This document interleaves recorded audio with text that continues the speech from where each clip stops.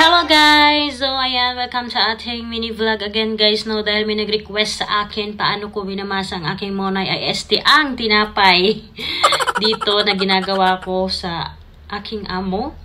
So ngayon lang ako nagkaroon ng chance na makapag-video dahil nga super busy na, no, at saka tinapay nga yung minahawakan natin. So nag-set ako ng video para tuloy-tuloy lang yung ating video.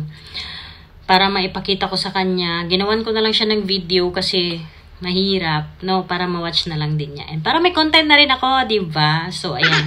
Sa nag-request ito, para to sa'yo. Ayan, let's watch! So, ayan na nga guys, no, umpusahan na natin. Actually, minasa ko na to kaninang umaga. And then, ulitin ko na lang siya ulit ngayon dahil i-ready ko na siya for steam. So, ganyan yung texture ng harina niya guys, no. So, ayan, ipakita ko sa inyo kung paano ba yan. Ayan. Diba? Masamasahin lang natin guys, no? Kailangan i-round, round, and kailangan yung energy. Dapat hindi maubos. Actually guys, napakapagod talagang gawin to. So, ayan na nga guys, no? Itsura niya guys, makinis na, diba? So, after nyan guys, nagkuha ako, kumurot ako ng konti, no? Tatansyahin ko na lang siya guys, no, para sa aming steamer kasi nga maliit lang yung steamer namin. Then ayan, ganyan lang siya masahin yung tinapay pag nakakuha ka na ng ano niya, ng kapiraso niya doon sa bilog na pinakita ko kanina. So ganyan lang guys, no. Paikot-ikutin mo lang siya guys para mas makinis pa yung tinapay natin, no. Mas makinis pa sa atin, charot. At mas maputi pa sa atin. So, ayan guys, no. Ganyan lang naman siya guys. Paulit-ulit lang yan hanggang sa maramdaman mo na parang okay na siya, makinis na siya, pakiramdam mo, and then i-roll mo na siya. So, ayan. Ni-roll. Nabulol ako sa roll. So, ayan. Ganyan mo lang siya guys, no. Oo. And then, pagkatapos niyan guys, nakita nyo, diba, oh, parang siyang hotdog. So, makinis na siya, diba, guys? So, ulit-ulitin ko pa siya kasi parang ma-perfect ko naman siya, diba? So, ganyan lang siya, guys. Roll. Dahil wala tayong stick.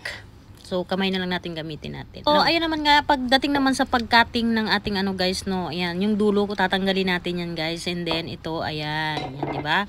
Pagandahin natin yung cut natin para naman, ano. Then, magkuha ka ng kunting harina. And then, ganyanin mo lang siya, guys. O, diba? Pok. Ayun, paano ba yun?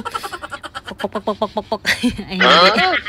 Basta, ganyan mo lang siya, guys. Then, para magkaroon na siya ng form, yung ating tinapay, no?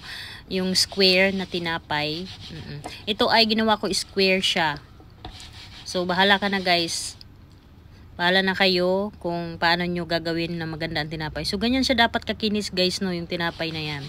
Para naman pag in-steam natin, makinis at kasing puti natin.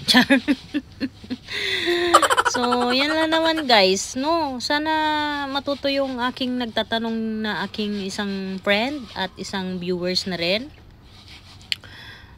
Masagot ko yung kanyang katanungan. Ginawan ko na lang siya ng video kasi nga, oh ayan, nahulog tuloy. Ginawan ko na lang siya ng video para kasi ang hirap mag-explain, no. Pag nagtatanong sa'yo tapos through chat din, ang hirap. So, ginawan ko na lang siya ng video. So, ganyan pala siya guys, no. Bali, sa isang ganyan, nagagawa ko minsan 15 pieces yan guys, sa 5 cup na harina. 15 pieces ang na yayari ko. And then, good for 3 days lang nila yan kainin. Then, sa isang linggo, 2 beses ko ginagawa yan guys. Ganyan. Kaya super nakakapagod sa kamay talaga, mano-mano.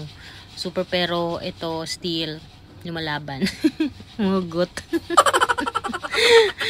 Kaya kayo dyan, no? Pero maganda rin to guys kasi another, skill sa atin, diba?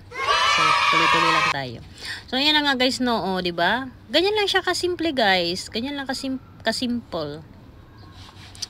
Pero, napakadali lang tingnan. Pero, ang hirap. So, ayan na nga guys. Makinis yan. Ready for steam na yan guys. Wait lang ako nyan guys na umalsa ulit yung tinapay bago ko i-steam. So, ganyan lang siya guys, no. Ang form niya, kailangan may tela na ilalagay tayo dyan. And then, kailangan guys, naglagay tayo nyan, kailangan may space bawat isa kasi COVID yan eh, char. COVID pa. Ay, hindi. Ano, para pag na-steam na siya kasi kusa siyang lalaki guys, no? Hindi sila magdikit-dikit pag tapos. So, yan lang naman ang video ko guys. Thank you so much. Bye!